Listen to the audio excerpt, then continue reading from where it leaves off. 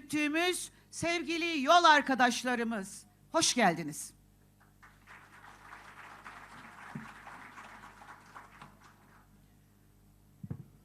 Dayıken Kadir Şinas, nûnerên dezgeh û saziyên bi qîmet, rewşenbîr û hunermendên ezîz, ketkarên çapermeniya azad, parlamenter û hevşarederên HDP, dost û hevalên delal, kesên adaletxwaz.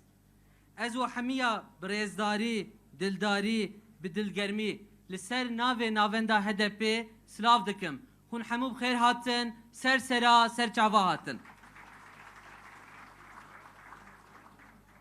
Değerli dostlar, tekçi faşizan iktidara karşı demokrasi ve özgürlükler mücadelesini kesintisiz sürdürme kararlılığındaki partimiz HDP bugün yeni bir mücadele etabını başlatıyor. Her yurttaş ve toplumsal kesim için acil bir talep olan adalet talebini demokrasi güçleriyle birlikte dile getirecek, mücadeleyi büyütecek ve yürüyüşümüzü devam ettireceğiz. Halk için, halkın içinde ve halkla birlikte geleceği kurmaya söz verdik, sözümüzü tutacağız. Yeni bir yaşamın, demokrasinin eksiksiz haline mutlaka ulaşacağız. Civak li ser adaletê tê avakirin. Civaka bê adalet xemgîniya mirovahiyê ye. Nîşaneya adaletê mizgîniya cîhanê ye. Lê mixabin adalet li welatê me binpê bûye. Mîna gernasekî ku reşeya şikeftê de li ronahiya xwe digere, em jî li adaleta windayê digerin.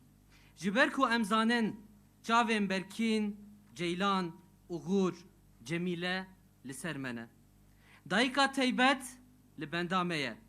Karkerên Somayê bi me hêvîdar, jinên qetilkirî ji me bendewarin ku em ji nûve adaletê ava bikin. Em ê bi hev re bibêjin, beriya her tiştî adalet, destpêkê adalet. Ji bo beşdarbûna we hema em zor zor spas dibêjin. Hûn her hebin, her bijîn hevalno. Değerli dostlar, bu zor koşullarda başlatacağımız bu yeni mücadele sürecinde bunun ilk adımında bugün bizlerle olan dostlarımızı tanıtmak istiyorum. Kamu Emekçileri Sendikaları Konfederasyonu Eş Genel Başkanı Sayın Mehmet Bozgeyik burada. Li ser navê dîskê Birêz Remzî Çalışkan nava me deyî. Devrimci İşçi Sendikaları Konfederasyonu'na bağlı Genel İş Sendikamızın değerli üyeleri, Örgütlenme Daire Başkanı ve Basın Daire Başkanı Taner Şanlı ve Çağdaş Küpeli aramızda. Li ser navê TTB Birêz Vedat Bulut nav me re deyî. Eğitim emekçilerimizin biricik örgütü Eğitim Sen'den Sayın Ramazan Gürbüz ve Sayın İkram Atalay aramızda. Li ser navê MHP Selma Gürkan Şükrü Doğan beşdarî civîna me bûne. Halkın Hakları Mücadelesi'nin örgütü Halk Evlerinden Serdar Kibar ve Aysun Gençtanır aramızda. Li ser navê Tîpê Birêz Tuncay Çelenk nava me dene. Sosyalist Meclisler Federasyonu'ndan Devran Dağlı, Ziya Cebeci aramızda. Li ser navê Partiya Töpê Hatice Göz û Baran Beştaş nava me dene. Ezilenlerin Sosyalist Partisi temsilcileri aramızda. Partiya Şoreşker nava me dene. Sosyalist Yeniden Kuruluş Partisi'nden Sayın Canan Yüce aramızda. Partiyan Keskedi nava me dene. SODAP'tan Sayın Seftap Karaağlı aramızda. Li ser navê DBP Birêz Saliha Aydeniz û Keskin Bayındır nava me dene. Halkların Demokratik Kongresi sözcüleri Sayın İdil Uğurlu ve Sayın Sedat Şenoğlu aramızda. Hoş geldiniz. Li ser navê Partiya Komünîstê Kurdistan Ali Gökkaya nava me dene. Alev Bektaşi Federasyonu'ndan Sayın Ali Aktaş aramızda. لسر ناوی یکیتیا ملکیه برز İlker Aksoy navbedeni. Pir Sultan Abdal Derneği, Kültür Derneği'nden Sayın Gani Kaplan aramızda. لسر ناوی کوملاین حجی بکتاش Anatolia'yı برز Erdan Geçmez navamedeni. Demokratik Alevi Derneklerinden Sayın Mustafa Karabudak ve Sayın Hatuncan aramızda. لسر ناوی کوملاین عالمین اولگر برز Mehmet Çetinkaya navamedeyi. Din Alimleri Derneği'nden Sayın Ekrem Baran aramızda. Hefseroken ihade brez Öztürk Türk Doğan navamedeni. Çağdaş Hukukçular Derneği'nden Sayın Murat Yılmaz aramızda. Liser nave öhede brez Mustafa Kemal Baran u Feyzettin Korkmaz navamedeni. Asrın Hukuk Bürosu'ndan Sayın Cengiz Yürekli aramızda. Liser nave Tuhat Fede Elif Harand navamedeye. Toplumsal Hukuk'tan Sayın Döndü Kurşunoğlu ve Irmak Bakır aramızda. Liser nave Komeleyn Hefte u Heştan brez Ramazan Cengiz navamedeye. Partizan grubundan Sayın Deniz Akbıyık aramızda. Liser nave Federasyona Şoreşkerin Hefte u Heşta brez Nejat Kargel navamedeye. İnsan Hakları Derneği Kadın Sekreteri Sayın Nuray Çevirmen aramızda.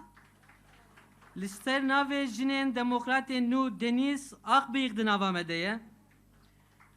Akader'den Sayın Semra Demir aramızda. Liser nave Feministen Xweser Selma Güzel Sarı navamedeye. Barış Anneleri aramızda Sayın Bedia Gökyüz ve Münir Koç. Dayıken Aşitiye Brez Kadriye Zeyic u Hatice Ay navamedene. Batman Belediye Eş Başkanımız Sayın Songül Korkmaz aramızda. Sernave Sekreteriyaya Jinen ya İhade Nuray Çevirmen navamedene. Değerli dostlar, şimdi varlıklarıyla büyük değer katan katılımcılarımızın isimlerini okumak istiyoruz. Biraz önce kurum temsilcilerimizi saymıştık. Sayın Ahmet Türk aramızda. Brez Ali Haydar Gonca. Sayın Atilla Kart aramızda. Brez Behçet Yıldırım. Sayın Celal Doğan aramızda. Brez Fatih Kanat. Sayın Eşref Erdem aramızda. Brez Fikret Başkaya. Sayın Hamit Geylani. Brez Levent Kanat. Sayın Hüseyin Aykol aramızda. Brez Mustafa Avcı. Sayın Kerem Altıparmak aramızda. Brez Nurettin Sönmez. Sayın Levent Kanat aramızda. Brez Sevilay Çelenk. Sayın Sırrı Sakık aramızda. Hevşaredera Bajere Mezin Yan Berdine Brez Figen Altındağ navmedeyi. Şanoger Yılmaz Demireldi navamedeyi. Em xêr hatine carek din ji mêvanê ezîz tevahî erdikin. Zor zor spas bu hatina we. Hepiniz hoş geldiniz. Onur verdiniz. Partimiz adına teşekkürlerimizi bir kez daha iletiyoruz. Değerli dostlar, uzun mücadele süreçlerinde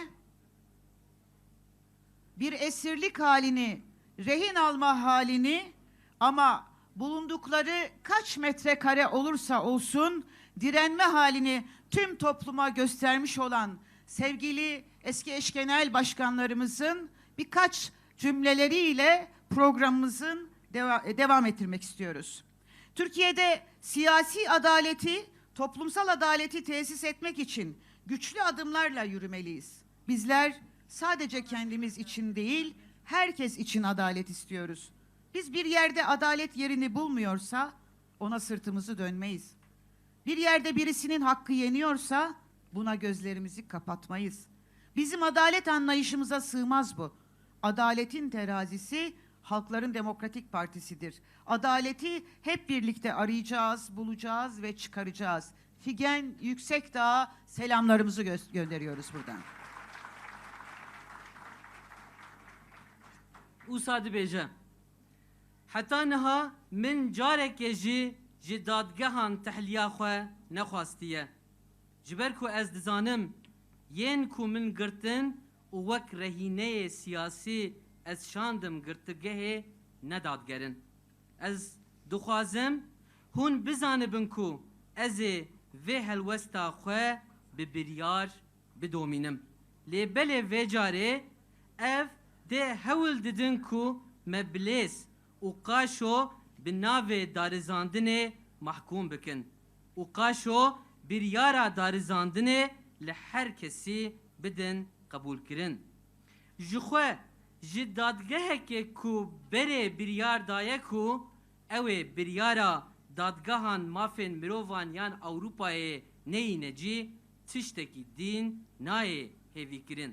Ji ber vê yekê de diwarê hevsengiyên siyasî de pir girîng e ku ji niha were destnîşankirin û teşhîrkirin ku her biryarê dadgehên di derbarê me de ne adil û ne li gorî hiqûqê ye. Di derbarê beadaletbûna rejîma Erdogan vê peyamê dişîne Birêz Selahattin Demirtaş. Değerli dostlar, eksik bıraktığımız birkaç şeyi tamamlamak istiyoruz. Gençlik örgütlerinden SDG, Devgüç ve YDG temsilcileri aramızda. Hoş geldiniz. Demokratik İslam Kongresi'nin sözcüsü Sayın Hüda Kaya aramızda. Hoş geldiniz. Bir de üzücü bir haberi ve bir geçmiş olsun dileklerimizi iletelim. Eksik yapmışız. Halkların Demokratik Kongresi eş sözcüsü Sayın İdil Uğurlu bir kaza geçirmiş kendisi. O yüzden aramıza katılamadılar. Kendilerine acil şifalar diliyoruz ve geçmiş olsun dileklerimizi de buradan iletiyoruz.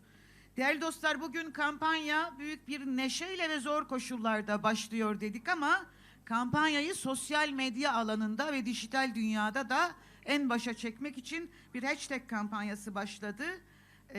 Herkes için adalet hashtag'i ile de aynı zamanda sosyal medyada kampanyanın duyurusunu yapmaya bütün konuklarımızı da davet etmiş olalım. Dostlar, bu kampanya neşeli geçecek. Hem direngen hem direnişin her haliyle her yerde ama neşeli geçecek. Neşemizi küçük bir klip ve bunun için bestelenmiş bir parçayla ifade etmek istedik. Kampanyamızın klibini ve parçasını dinlemek üzere hepinizi 2 dakikalığına ekrana bakmaya davet ediyorum.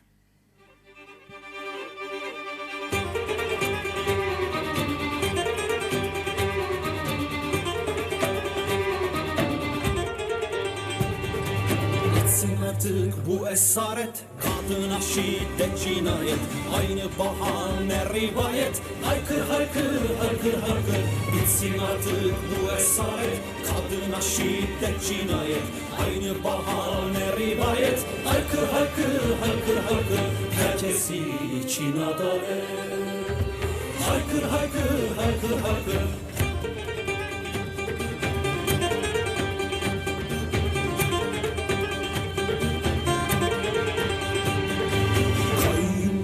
Ve talan çark hep böyle döner sana. Sana da gerek adalet, haykır haykır haykır haykır. Kayyum gasp ve talan çark hep böyle döner sana. Sana da gerek adalet, haykır haykır haykır haykır. Herkes için adalet, haykır haykır haykır haykır haykır.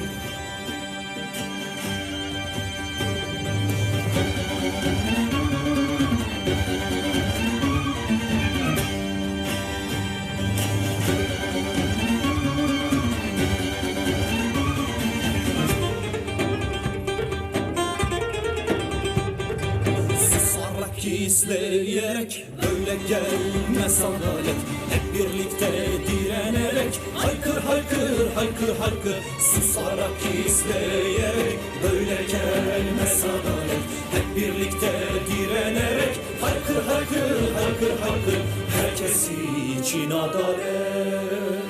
Haykır haykır haykır haykır, haykır haykır haykır haykır, haykır.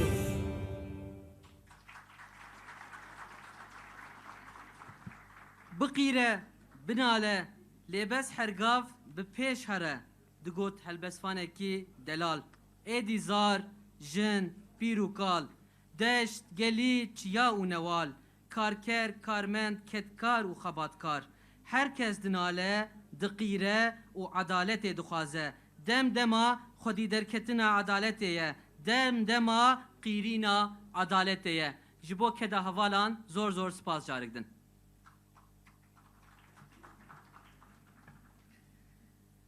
براستی جبر و شوبا قرونای گلک میوان عزیز روشنبیر هنرمند و کسایت دخواستن بشتاری جوینا ببن لی مخابن جبر روشن نباش نل نوامنه لی بس پیامین دلگرم شاندنه رزدار Tarık Ziya Ekinci, Rezdar Ertuğrul Kürkçü, Rezdar Nesrin Naz, Rezdar Onur Hamzaoğlu, Rezdar Ziya Halis, Rezdar Doğu Ergil.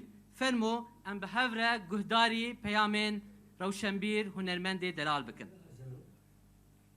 Hepinizi sevgi ve saygıyla selamlıyorum. Maalesef ülkemizde hukukun bile tuzu koktu. Toplumsal değerlerimiz, eşitlik, adalet, barış, özgürlük ayaklar altına alınmaya çalışılıyor. Bir kongre partisi olarak HDP, muhalefetin bütün unsurlarıyla birlikte mücadeleyi örgütleyerek bu engeli bir kez daha aşabilecek. Hepimize başarılar diliyorum. Özgürlük, adalet, eşitlik için mücadele etmiş birisi olarak aranızda olmasam da bu kampanyanızda dayanışma duygusu içinde olduğumu, yanınızda olduğumu bilinmesini istiyorum. Ve sizin bu değerler için yaptığınız mücadeleleri de takdirle karşılıyorum. Bu doğrultuda başarılarınızın devamını diliyor ve katılımcılara sevgi ve saygılarımı sunuyorum. Türkiye tarihinin en adaletsiz günlerini yaşıyor. Halk çaresiz ve umutsuzdur. Yokluk, yoksulluk, işsizlik, hapislik ve devlet terörü bir kader sayılmaktadır. Böyle bir ortamda başlattığınız herkes için adalet kampanyası, çaresizlik içindeki halkımıza umut olacak ve yeni bir demokratik atılım için cesaret verecektir. Halkın yaşam coşkusunu canlandıracak ve özgüvenini yenileyecektir. Kampanyanın Ankara'da başlayan ilk toplantısının ihtişamını düşünmek bile bana heyecan veriyor. Bu heyecanı sizlerle paylaşmak ve huzurlu havasını sizlerle birlikte solumak isteğime sağlığım engel olduğu için Ankara'ya gelemedim. Üzgünüm. Hepimizi onurlandıran bugünkü ilk toplantıya katılan arkadaşlarımı yürekten kutluyor ve toplantının başarılı olmasını diliyorum. Adaletin 3 tane temeli var. Bunlardan birisi bir hukuk sistemi. Yani tarafsız, hesap verilebilir bir otoriteye bağlı ve aynı zamanda evrensel hukuk normlarına uygun bir hukuk sistemi. Bu eğer sağlanamazsa adalete ulaşmak mümkün değildir. Yani insanlar tabii ki kanunlara tabi olabilirler. Fakat bu kanunlar onların haklarını ve özgürlüklerini korumaktan çok müesses nizamın ve onun güçlülerinin ayrıcalıklarını korur. Herkes için sağlanamayan adalet birileri için ayrıcalıktır.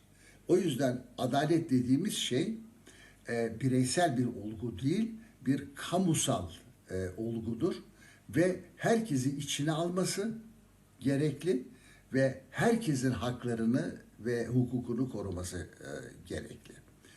Şimdi bu durumda dünyaya baktığımızda 192 ülke herkese adalet için gerekli olan anlaşmaları imzalamış.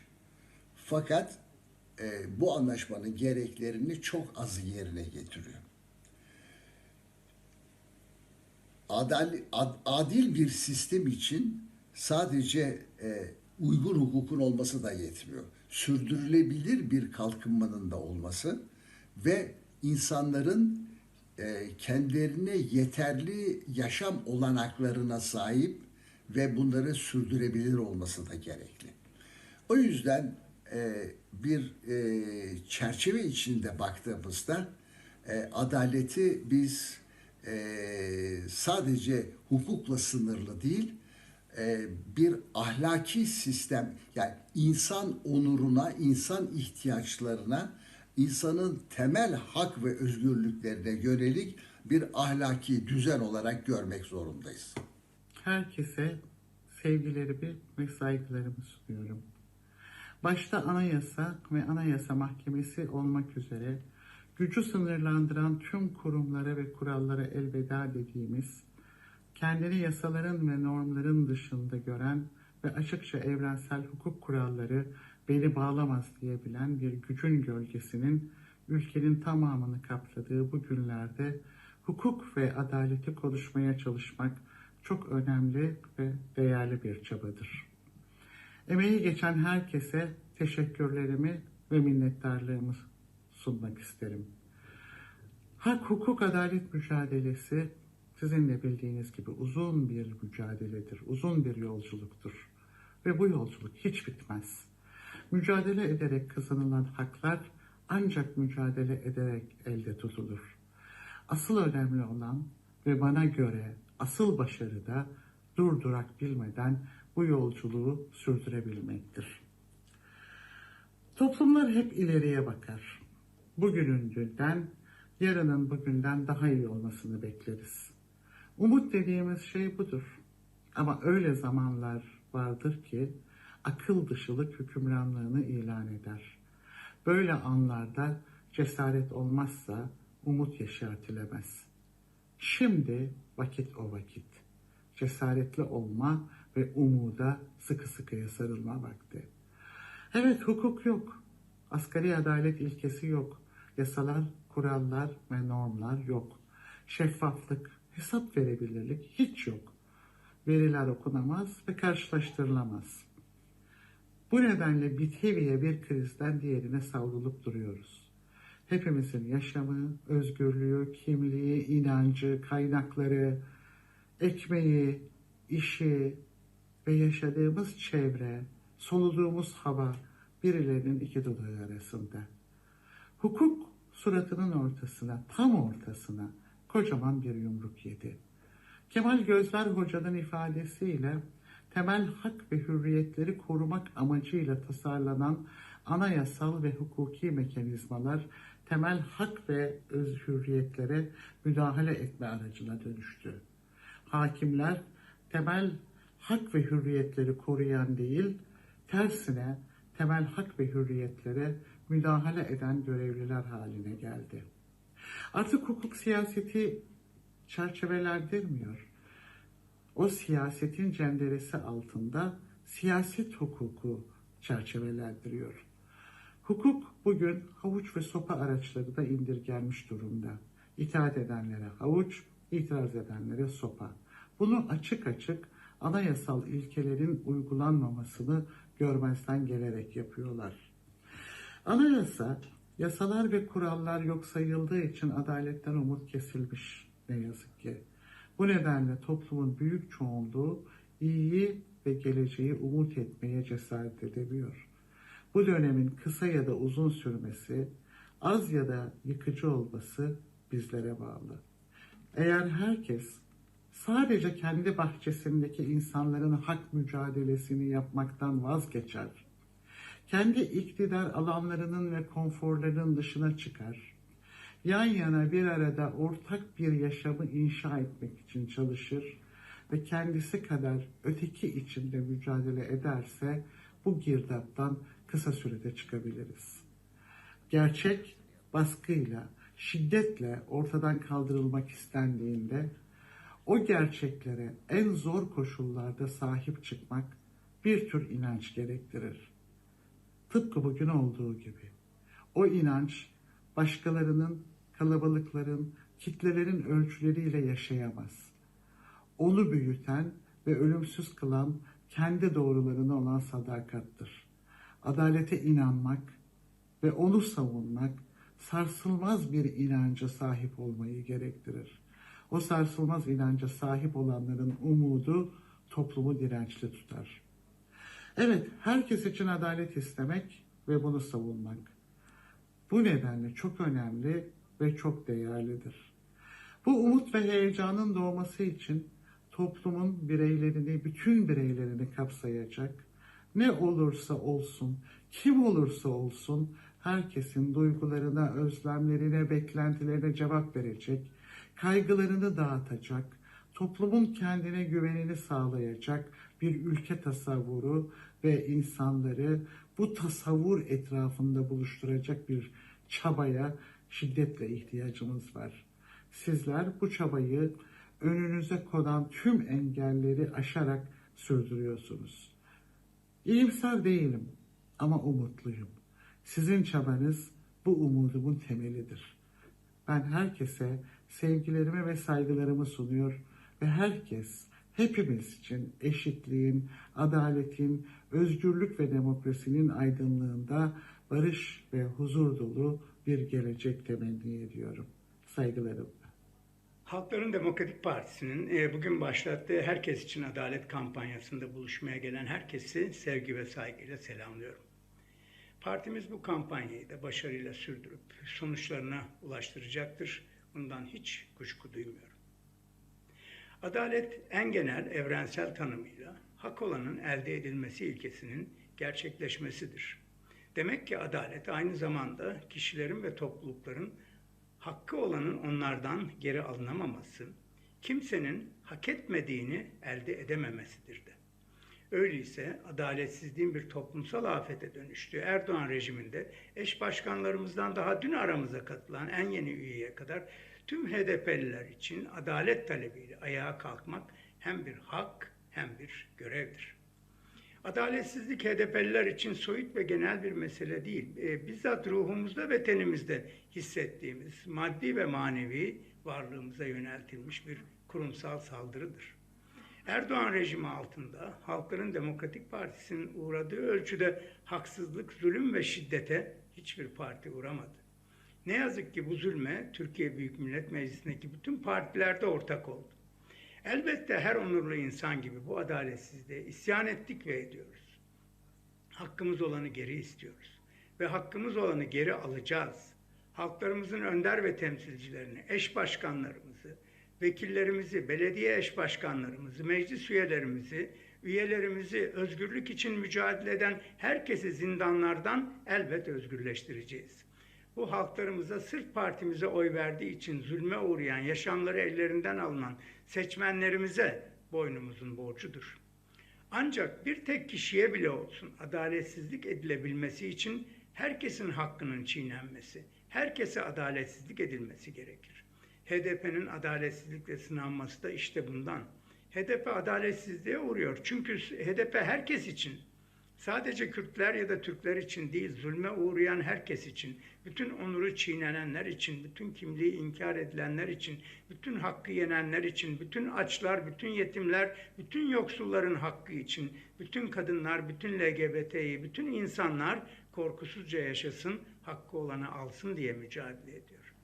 Herkes için adalet istemeksizin adaletten söz edemeyeceğimizi biliyoruz. Kendimiz için, başkası için istemediğimiz bir şeyi istiyor değiliz. Boşuna denmemiştir, yanlış bir hayat doğru yaşanamaz diye. Adaletsiz bir toplum ve adaletsiz bir rejimde kimse için adalet olamaz. Bunun için dün HDP'lilere adaletsizlik etmek üzere sıraya giren politikacıların bugün rejimin sopasıyla tanışmaları kadar çarpıcı bir ibret olamazdı. HDP elbette onlar için de adalet isteyecek. Herkes, herkes demektir. Kimseyi dışarıda bırakmamak demektir. Yüreklerimiz her zaman olduğu gibi her yerde adalet için mücadele edenlerle birlikte çarpmaya devam edecek. Herkese adalet kampanyamızın başarıyla sonuçlanması dileğiyle hepinizi sevgi ve saygıyla selamlıyorum. Faşizm ve diktatörlük yenilecek. Mutlaka başaracağız. Serkeftin hevalno. Video mesajlarıyla aramıza katılan sevgili başkanları ve değerli şahsiyetlere çok teşekkür ediyoruz. Buradan bir kez daha iletelim. Değerli arkadaşlar, aramızda tam bir adaletsizlik örneği olarak her gün gördüğümüz saldırılardan birine maruz kaldığı için olamayan arkadaşlarımız var. Devrimci Parti temsilcileri ve ezilenlerin Sosyalist Partisi'nden temsilciler gözaltında olduklarından dolayı aramızda değiller, şu an mahkemeye çıkıyorlar. Biz selamlarımızı ve dayanışmamızı buradan gönderirken gözaltıların bir an önce serbest bırakılmasını da ifade etmek istiyoruz. Bir küçük mesajımız var, onu okuduktan sonra programa devam edeceğim. Demokrasi, adalet ve eşit vatandaşlık bugün ancak faşizm karşısında yanan tüm çoban ateşlerinin birleşmesiyle bir olanak haline gelebilecektir. Çalışma hakkını savunan işçinin, toprağını savunan köylünün, yaşamını savunan kadının, geleceğini savunan gencin, siyaset yapma hakkını, dilini, verdiği oyu savunan Kürdün, laikliği, akademik özgürlüğü, demokrasiyi nefes alabilmek için savunan milyonların bir araya gelmesi yaşanabilir bir hayatın yegane ön koşulu haline gelmiştir. Demokrasi güçlerinin ortak hareket etme kabiliyetini felç etmeye dönük saldırıların odağındaki HDP'nin başlattığı Herkes için Adalet kampanyası bu açıdan sadece partiniz için değil, özgürlük, barış ve eşitlik arzulayan büyük çoğunluk açısından da bir olanaktır. Mücadeleyi hep birlikte büyütmek umuduyla bugün başlattığınız kampanyada hepimize başarılar diliyoruz. Demokrasi için birlik.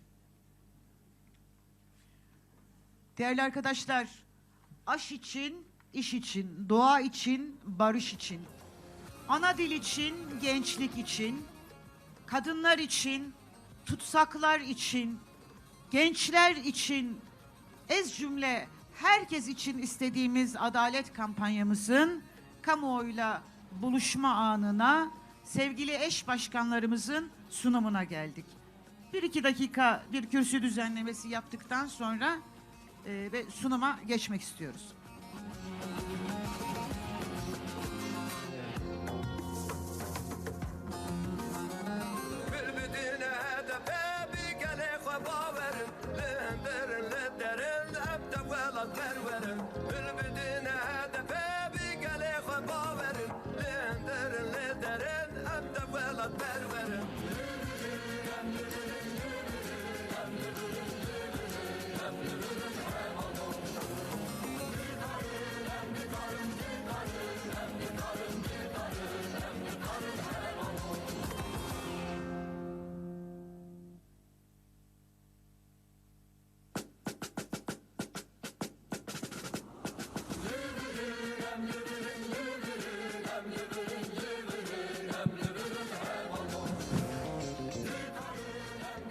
Yürüyüşme pengava kampanya tekoşina adaleti, jibo herkesi adalet, despeke adalet.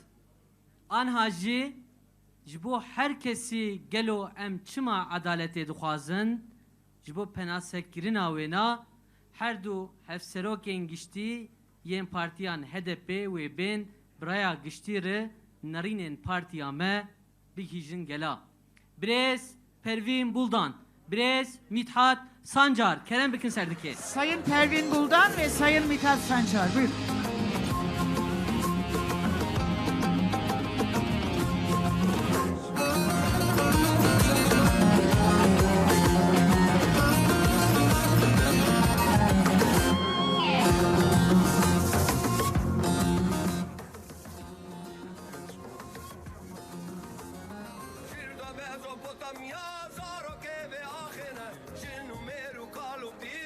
سرشو باروجنا شيردا ميزوبوتاميا زارو كيفي آخنا شنو ميرو قالوا بير لسرشو باروجنا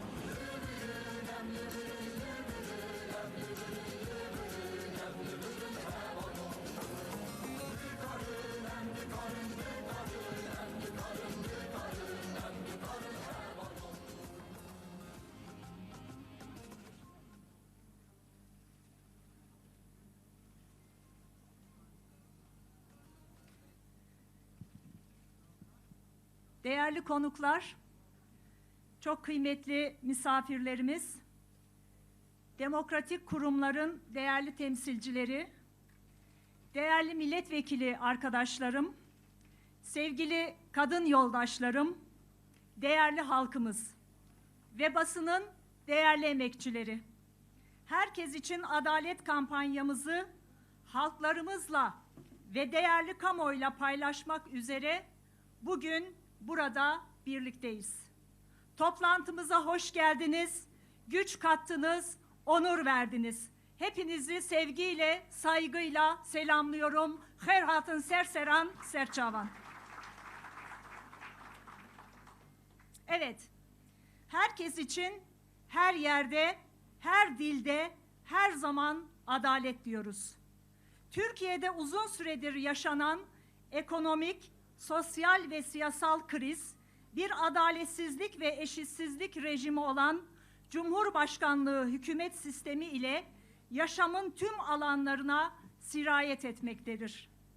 AKP-MHP iktidarı tarafından ekonomi, yargı, sağlık, eğitim, siyaset ve kültür alanlarında yaratılan çürümüşlük, çözümsüzlük ve tıkanmışlık topluma katlanılması zor bir yaşam olarak yansımaktadır. Artık vakâi adiyetten sayılan yolsuzluk, kayırmacılık, ayrımcılık, bayağı şiddet, nefret ve tehdit dili, cinsiyetçi, ötekileştirici zihniyet toplumu sürekli kutuplaştırmaktadır. Bu yolla ayakta kalmaya çalışan iktidarın düşmanlaştırıcı dili ne yazık ki toplumun temel harcı olan insani değerleri bir bir aşındırmakta, toplumu ahlaki bir yozlaşma girdabına sürüklemekte, toplumsal çözülmeyi dayatmaktadır. Bu krizlerin her birinin ayrı ayrı sonuçları olsa da hepsinin toplumda ürettiği ve giderek çığ gibi büyüyen ortak bir sonuç vardır: adaletsizlik. Bir toplum ancak adaletle var olabilir. Adalet yoksa toplum çözülmeye, ülke çöküşle karşı karşıya kalır. Toplumsal ve siyasal yaşamdan adaleti çıkardığınızda geriye bugün olduğu gibi yalan, talan ve zulüm düzeni kalır. Türkiye'nin bugün en büyük ve öncelikli sorunu adaletsizliktir. Tarihte bugünkü gibi yalanın, gaddarlığın, riyakarlığın geçer akçe olduğu, adaletin, vicdanın ve ahlakın yok sayıldığı dönemler çok enderdir. Yargıdan kadın haklarına, vergiden ücrete, işçi haklarından tüketici haklarına, sağlığa erişimden konut hakkına, ifade özgürlüğünden engelli haklarına, çocuk haklarından hayvan haklarına, barış hakkından yaşam hakkına, su ve toprak hakkından ekolojik haklara kadar her alanda adaletsizlik bu rejimin temel özelliğidir. Gayrimeşruluğu, yolsuzluk düzenini, insanlık suçlarını ancak ve ancak böyle bir adaletsizlik düzeninde sürdürebileceklerini biliyorlar. Bu nedenle toplumu adaletsiz bir yaşama mahkum ve mecbur bırakmaya çalışıyorlar. İşte bu yüzden adalete ve adalet arayanlara düşmandırlar. Ekonomide adaletsizlik ve yoksulluk, adaletsizlik ile ekonomik sömürü ve yoksulluk arasında sıkı bağlar bulunmaktadır. Kayırmacılığın, yolsuzluğun hakim anlayış haline geldiği, gelir dağılımı uçurumunun her geçen gün büyüdüğü, halktan toplanan vergilerin iktidar eliyle yandaş sermayeye aktarıldığı, talan ve sömürü çarkı toplumun en ağır yaşadığı adaletsizliklerin başında gelmektedir. Bir yandan iktidar yandaşı olanlara büyük ekonomik ayrıcalıklar bahşedilirken, öte yandan çöpten ekmek toplayan insanların bulunduğu bir insafsızlık düzeni işlemektedir. Bu ülkenin kaynaklarına çöreklenenler, yurttaşa çöp konteynerlerini ve pazar yeri çöplerini reva görmektedir. İşsizlik, yoksulluk ve hayat pahalılığında yakın tarihin en vahim tablosu yaşanmaktadır. Emekçi alın terinin karşılığını alamazken, evine ekmek götüremeyen, hayatını insanca idame ettiremeyenlerden oluşan işsizler her geçen gün EYT'lilerin emeklilik haklarından faydalanmaları engellenmekte, anayasa ve uluslararası sözleşmeler çiğnenerek çıkarılan KHK'lerle yüz binlerce insan hukuksuz ve haksız bir biçimde işinden, aşından ve geleceğinden mahrum bırakılmakta, adeta sosyal ölüme terk edilmektedir. Covid-19 salgını da toplumsal adaletsizliği iyice büyütmektedir. Emekliler ev hapsine mahkum edilirken, milyonlarca işçi işinden olurken, yüz binlerce esnaf iflas ederken, işlerini koruyabilenler evden, uzaktan, kuralsız ve insanlık dışı ücretlerle çalışmaya zorlanırken, kamu kaynakları sarayın gözdesi 5 sermaye grubuna akmaktadır. Siyasette adaletsizlik ve kayyum rejimi. AKP-MHP iktidarı keyfi ve adaletsiz rejimini sürdürebilmek için siyasal alanı tamamen lağvetme hevesindedir. Bunun en tipik örneği kayyum rejimidir. Siyasi hırsızlık ve soygun düzeni olan kayyum rejimi, bu iktidarın seçimsiz, halksız ve haksız bir darbe düzenine geçiş özleminin aynasıdır. Bu düzende demokratik hak ve özgürlükler kullanılmadığı gibi katılım adaletinin işlemesi de engellenmekte, demokrasinin en temel ilkeleri bile askıya alınmaktadır. Kuvvetler ayrılığı, denge denetim mekanizmaları yok edilerek tek adama dayalı olağanüstü hal rejimi kalıcı hale getirilmeye çalışılmaktadır. Demokratik siyasetin temel özellikleri olan müzakere, diyalog ve mutabakat arayışını ortadan kaldıran AKP-MHP iktidarı bütün alanları şiddet mekanizmalarıyla yönetmeyi tercih etmektedir. Kamu yönetiminde şeffaflık ve denetimi ortadan kaldıran bu iktidar tam bir haramiler düzenine geçmekte, mütemadiyen adaletsizlik üretmektedir. Adaletsizliğin hassas bir teraziye vurulduğu yargı alanında da tam bir çürümüşlük yaşanmaktadır. Bugün en büyük hukuksuzluklar baskı ve tasallut altına alınan liyakatsız savcı ve hakimler eliyle yapılmaktadır. Evrensel hukukun temel ilkelerine değil, saraya bakan yargı sistemi bu ülkenin geleceğini müebbet adaletsizliğe çevirmeye çalışmaktadır. Hukuku adeta bir tasfiye ve tedip mekanizmasına dönüştüren bağımlı ve taraflı yargı düzeni, Avrupa İnsan Hakları Mahkemesi başta olmak üzere evrensel hukuk değerlerini hiçe saymakta, Ortaçağ Engizisyon mahkemelerine rahmet okutmaktadır.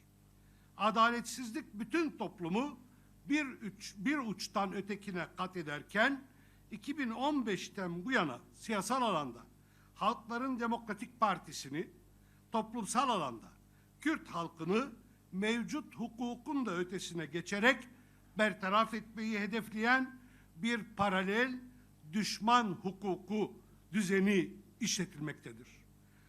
Avrupa İnsan Hakları Mahkemesi, geçmiş dönem eş genel başkanımız Selahattin Demirtaş'ın açtığı davada iktidarın yargıyı siyasi mücadeleyle yenemediği HDP'yi adaletsizce vuran bir silaha dönüştürdüğünü ve Demirtaş'ı siyasi rehine olarak alıkoyduğunu karara bağlamıştır.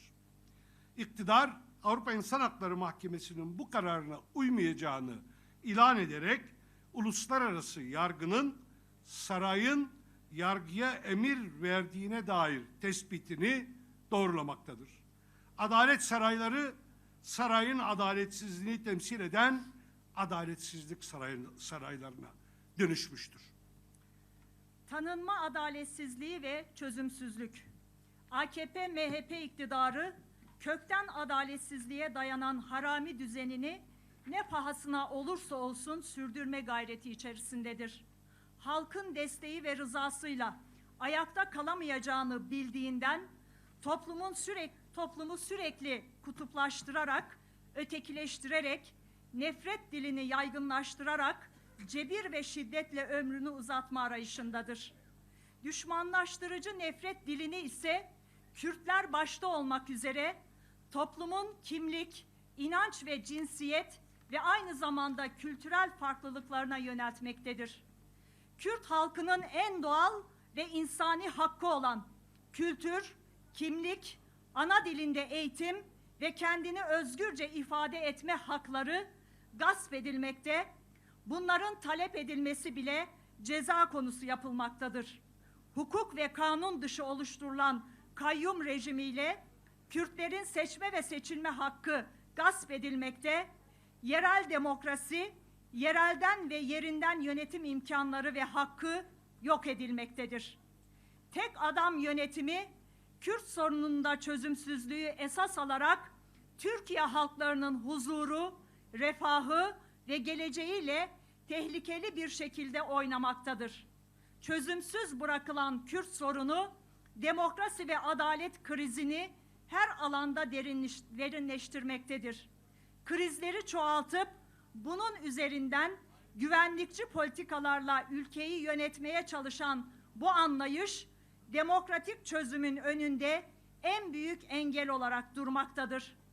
Çözümsüzlük, acılara her gün yenisini eklemektedir. Dün Cizre'deki Bodrum vahşetinin yıl dönümüydü. Cizre'yi unutmadık.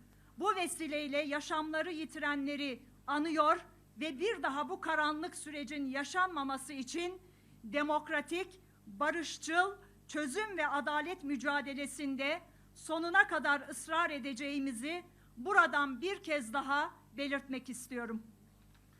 Adaletsizliğin en yoğun yaşandığı alanlardan biri de inanç ve kültür özgürlüğüdür.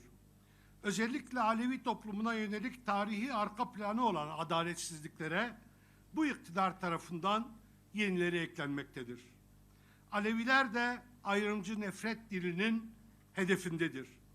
Cemevlerinin ısrarla statüsüz bırakılması, iktidarın toplumun önemli bir kesimini oluşturan Alevileri tanımaması ve taleplerini karşılıksız bırakmasından başka bir anlam ifade etmiyor. Öte yandan Kürtlere reva görülen kayyum uygulaması batıdaki muhalif belediyelere, Boğaziçi Üniversitesi'nde çarpıcı bir örneğini de gördüğümüz iktidara biat etmeyen bütün kurumlara adım adım yayılmaktadır. İdareye, dernekler ve sivil toplum kuruluşlarına kayyum atama yetkisini veren yasalar Türkiye Büyük Millet Meclisi'nden bir bir geçirilmektedir.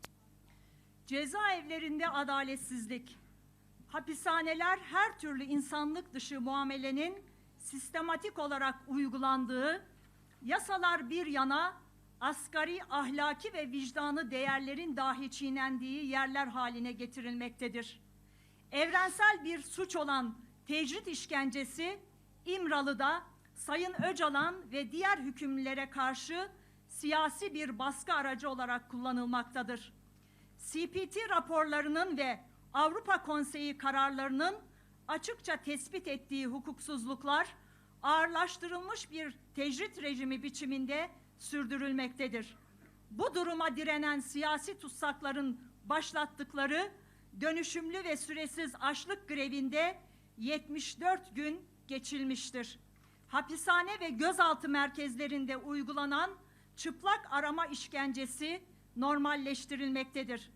Hukuksuzluk ve adaletsizlik o denli fütursuzlaştırılmıştır ki verilen cezaların infazının bitmesine rağmen tutuklular keyfi bir şekilde tahliye edilmemekte, hapishane yönetimlerinin keyfine göre ve hiçbir izahat yapılmadan cezaevlerinde tutulmaktadır. Gençler ve adaletsizlik. AKP-MHP iktidarı yürüttüğü politikalarla gençlerin tüm yaşam alanlarına müdahale etmekte, gençleri nefessiz bırakmaktadır.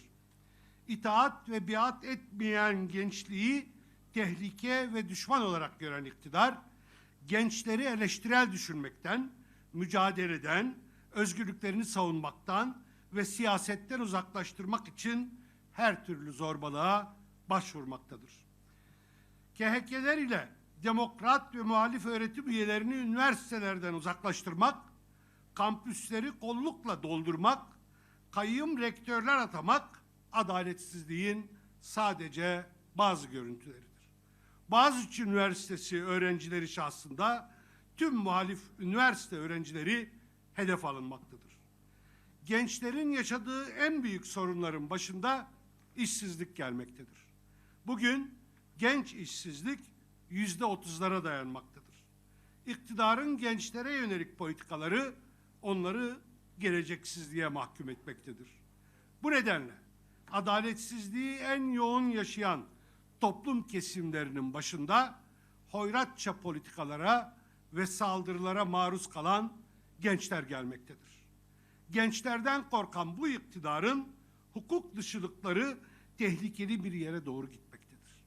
Sistemli bir sindirme politikası başta HDP Gençlik Meclisi olmak üzere tüm muhalif gençlere yönelmektedir. Gençler üniversitelerde, sokaklarda baskı, gözaltı ve tutuklamalara maruz kalmakta, kaçırılmakta, kötü muameleye ve işkenceye uğramakta, ajanlaştırılmak için baskı altına alınmaktadır. Özellikle genç kadınlar taciz ve iradesizleştirme politikalarının kıskacına alınmaktadır. Toplumsal cinsiyet adaletsizliği, iktidar ittifakının zihniyet kodları nedeniyle adaletsizliğe en fazla maruz kalan kesimlerin başında kuşkusuz kadınlar gelmektedir. Kadına yönelik şiddet, taciz ve cinayetler ve bu uygulamaların faillerinin korunmasının yarattığı adaletsizliklerin yoğunluğundan dolayı kadınların maruz kaldığı diğer adaletsizlikler gündem bile olamamaktadır. En temel hak olan can güvenliğinin tehlikede olmasından kaynaklı ekonomik, siyasi ve kültürel eşitsizlik ve adaletsizlikler adeta sıradanlaşmaktadır. Kadınların yaşadığı ağır işsizlik ve yoksulluk, eşitsiz ücretlendirme ve emek sürecindeki taciz sorunlarının ev içi emeğinin karşılıksız kalmasının yarattığı adaletsizlikler yeterince gündem olmamaktadır. Bu ağır saldırılar sürerken iktidarın İstanbul Sözleşmesi'nden çıkma hamleleri ve söylemi ise durumun daha da vahimleşeceğine dair çok güçlü işaretler taşımaktadır. Kadına karşı artan şiddetin tekçi erkek iktidar eliyle teşvik edilmesinin başlıca sebebi bu iktidarın kadınlardan korkmasıdır. Çünkü kadınlar bu iktidarı sallamaktadır. Kadınların baş kaldırdığı hiçbir düzenin ömrü uzun olamaz. Sağlık ve eğitimde adaletsizlik. Sağlık ve eğitim alanlarında yaşanan adaletsizlikler toplumun çok büyük kesimleri için güvencesizlik ve geleceksizlik yaratmaktadır.